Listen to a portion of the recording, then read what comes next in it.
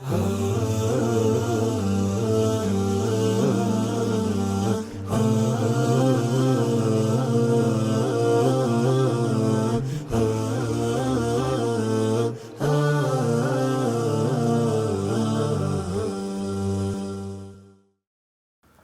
علیکم ورحمۃ اللہ وبرکاتہ۔ بسم اللہ الرحمن الرحیم، الحمدللہ رب العالمین والصلاة والسلام علی سید الانبیاء والمرسلین محمد وعلی آلہ وصحبہ اجمعین ومن تبعہم بإحسان الی یوم الدین، اما بعد۔ اعوذ باللہ من الشیطان الرجیم، بسم اللہ الرحمن الرحیم، وما آتاکم الرسول فخذوہ وما نہاکم عنہ فانتہوا۔ محترم ناظرین و سامعین، ماہ شعبان اسلامی کیلنڈر کا 8واں مہینہ ہے۔ اس مہینے کی آپ صلی اللہ علیہ وسلم بہت ہی عزت اور توقیر اور احترام کیا کرتے تھے۔ اس مہینے کو اسلام کے اندر اس حیثیت سے بہت زیادہ اہمیت حاصل ہے کہ اس مبارک ماہ کے اندر آپ صلی اللہ علیہ وسلم رمضان المبارک کے بعد سب سے زیادہ روزے رکھا کرتے تھے، جیسا کہ مختلف صحابہ اکرام رضوان اللہ علیہم اجمعین نے اس چیز کو بیان کیا ہے۔ صحیح بخاری اور سنن ترمذی وغیرہ کی روایتوں کے اندر، صحیح مسلم کی روایتوں کے اندر اس کی وضاحت آئی ہے۔ ہم عائشہ رضی اللہ تعالیٰ عنہ بیان فرماتی ہیں کہ آپ صلی اللہ علیہ وسلم جتنے روزے شعبان کے مہینے میں رکھتے تھے، رمضان کے علاوہ کسی مہینے میں اتنے روزے نہیں رکھتے تھے۔ غالباً اور تقریباً آپ صلی اللہ علیہ وسلم پورا مہینہ شعبان کا روزے میں گزار دیتے تھے، بلکہ آپ صلی اللہ علیہ وسلم شعبان کو رمضان سے ملا دیتے تھے، سوائے کم دنوں کے، بہت ہی تھوڑے دنوں کے جن میں آپ صلی اللہ علیہ وسلم روزے نہیں رکھتے تھے۔ پورے روزے اس لیے نہیں رکھتے تھے کہ کہیں رمضان سے مشابہت نہ ہو جائے، اور رمضان کے فرض روزوں کی مشابہت کی وجہ سے آپ صلی اللہ علیہ وسلم جو ہے تھوڑے دن چھوڑا کرتے تھے۔ بہرحال اس سے پتہ چلتا ہے کہ ماہ شعبان کے اندر روزے رکھنے کی بہت ہی اہمیت ہے۔ اس کی ایک ظاہری حکمت تو یہ سمجھ میں آتی ہے کہ ماہ شعبان کے بعد جو مہینہ آتا ہے رمضان المبارک کا مہینہ، اس مہینے کے اندر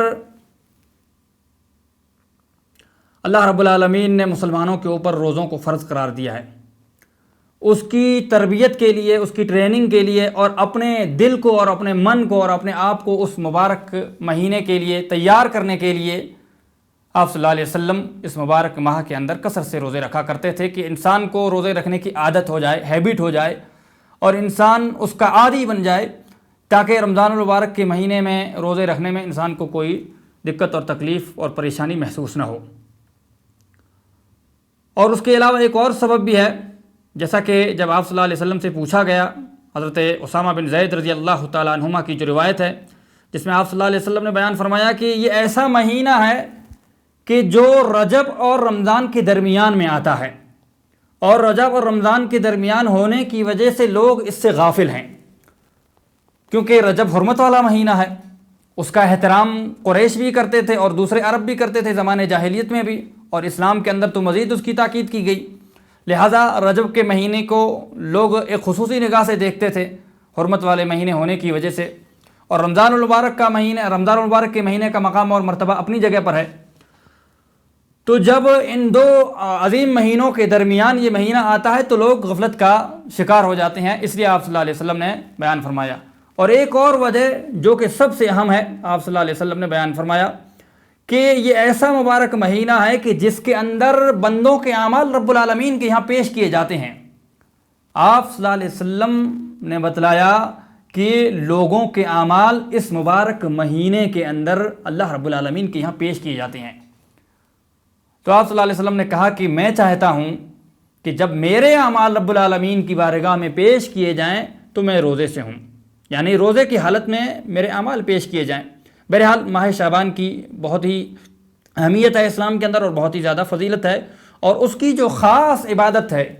جس کی طرف شریعت نے رغبت دلائی ہے اور جس کی اہمیت ہے اسلام کی نظر میں، وہ ہے اس مہینے میں کثرت سے روزے رکھنا، بغیر کسی دن کی تحدید کیے ہوئے، کسی خاص دن کو مخصوص کیے ہوئے، کسی خاص جو ہے کچھ دنوں کو مخصوص کیے ہوئے، کسی خاص عشرے کو مخصوص کیے ہوئے، اس کے بغیر پورے مہینے میں عام طور پر زیادہ سے زیادہ روزے رکھنا، یہ آپ صلی اللہ علیہ وسلم کا مبارک عمل تھا، شروع سے لے کر کے پہلی تاریخ سے لے کر کے شعبان کے ختم ہونے تک۔ بعض روایتوں میں جو یہ ذکر آتا ہے کہ 15 شعبان کے بعد روزے نہیں رکھنے، تو یہ خاص حکم ان لوگوں کے لیے ہے جنہوں نے شروع میں روزہ رکھنے کی عادت نہیں ڈالی ہے۔ جو شروع سے روزہ رکھ رہا ہے اس کے لیے یہ مناسب ہے کہ وہ اکثر مہینے کے روزے رکھ سکتا ہے، لیکن جس نے شروع میں نہیں رکھا، اب وہ 15 کے بعد 20 کے بعد روزہ رکھنا چاہتا ہے، تو پھر اس کے لیے یہ حکم ہے کہ وہ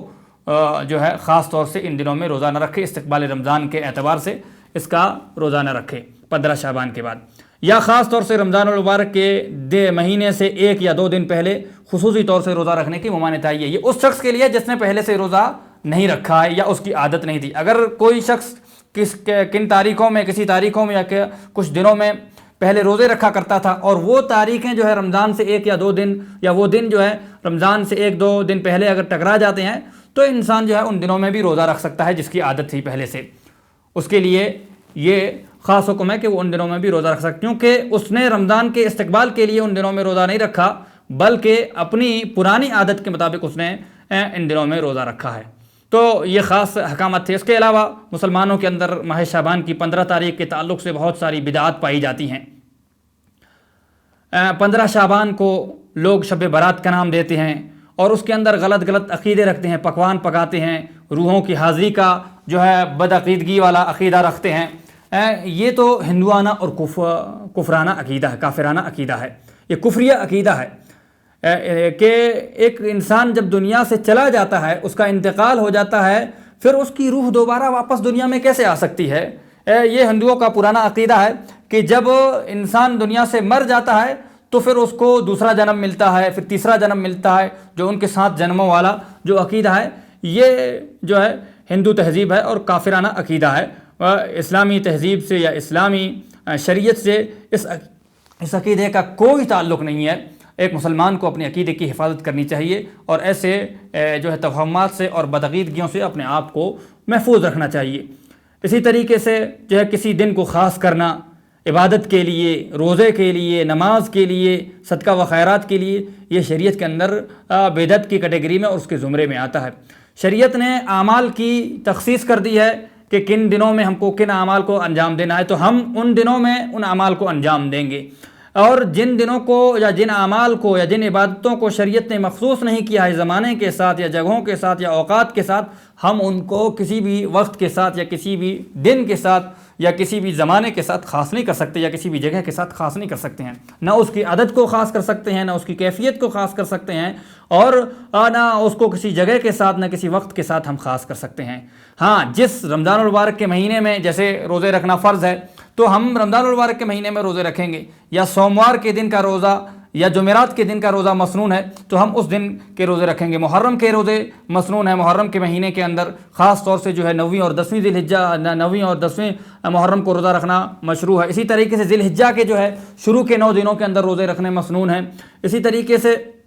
جو ہے ہر مہینے کی ایام بیض کی تاریخوں میں جو ہے روزے رکھنے مسنون ہیں، تو ان دنوں میں ہم روزے رکھیں گے۔ اسی طریقے سے کچھ اوقات کے اندر خاص عبادتیں کرنے کا جو حکم ہے، اگر اس کا حکم موجود ہے شریعت کے اندر تو ہم ان کو انجام دیں گے۔ اور ہمیں ہمیشہ ایک شریعت کا قاعدہ یاد رکھنا چاہیے نیک اعمال کے تعلق سے اور عبادات کے تعلق سے، کہ کسی بھی نیک عمل کی قبولیت کے لیے بلکہ کسی بھی عمل کے نیک ہونے کے لیے اور عمل صالح ہونے کے لیے شرط ہے کہ اس کے اندر 2 شرائط پائے جائیں، اس کے اندر 2 شرائط پائے جائیں۔ کوئی بھی عبادت اللہ رب العالمین کی بارگاہ میں اس وقت قبول ہوگی جب اس کے اندر 2 شرائط پائی جائیں گی۔ سب سے پہلی چیز یہ ہے کہ وہ عبادت اور وہ عمل اللہ رب العالمین کی رضا کے لیے ہو، اخلاص کے ساتھ اس عمل کو انجام دیا جائے، اور دوسری شرط یہ ہے کہ وہ عمل پیارے رسول علیہ الصلوۃ والسلام کی سنت کے مطابق ہو، اس کے اندر اتباع سنت پائی جائے، آپ صلی اللہ علیہ وسلم کی سنت کی موافقت اور مطابقت پائی جائے، تب جا کر کے وہ عمل اللہ رب العالمین کی بارگاہ میں مقبول ہوگا۔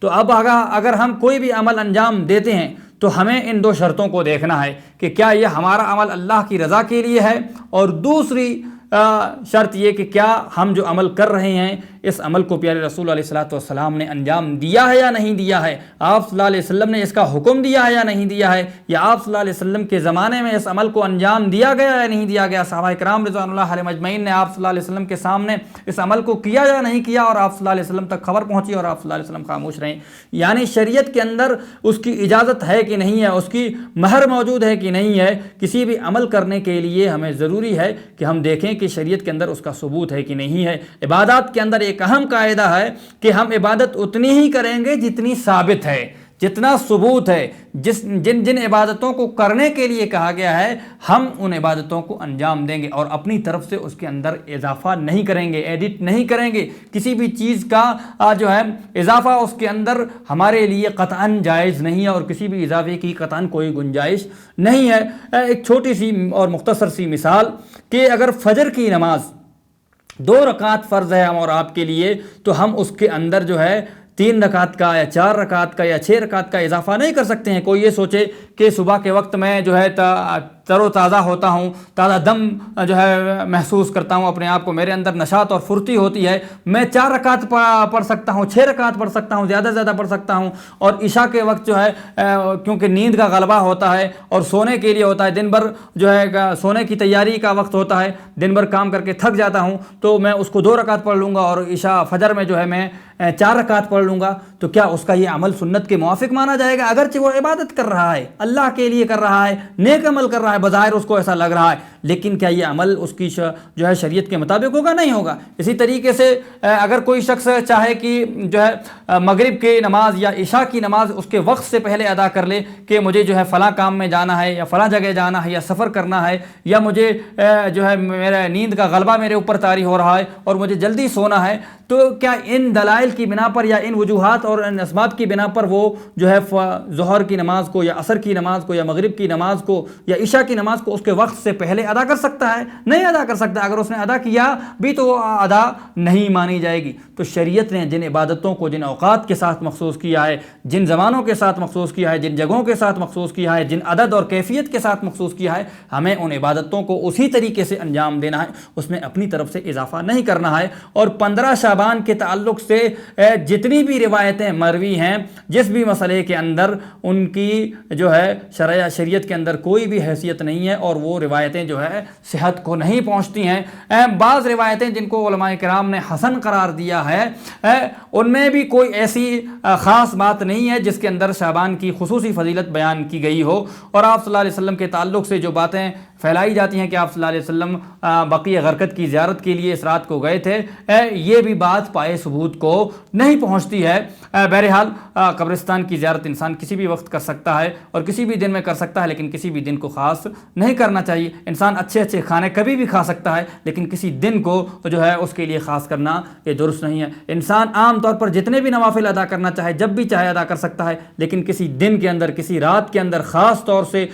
کہ فلاں تعداد کے اندر 12 رکعتیں، 14 رکعتیں، 100 رکعتیں، 1000 رکعتیں، یا اس صورت کو اتنی بار پڑھنا ہے، اس کیفیت کے ساتھ پڑھنا ہے اور اتنی بار پڑھنا ہے، یہ ایسا کرنا شریعت کے اندر درست نہیں ہے، الا یہ کہ شریعت کے اندر اس کا واضح ثبوت موجود ہو، صحیح سند کے ساتھ وہ بات جو ہے پائے ثبوت کو پہنچتی ہو، تو انسان اس عبادت کو انجام دے گا۔ جب تک اس کے بارے میں شریعت کے اندر کوئی ثبوت نہ ہو کسی بھی عبادت کے تعلق سے، انسان اس عبادت کو انجام نہیں دے سکتا ہے۔ تو ہم اور آپ کو ایسی بدعات سے پرہیز کرنا چاہیے جن کا شریعت کے اندر کوئی تعلق نہیں ہے۔ اللہ رب العالمین ہمیں کہنے اور سننے سے زیادہ عمل کرنے کی توفیق نصیب فرمائے۔ اقول قولی ھذا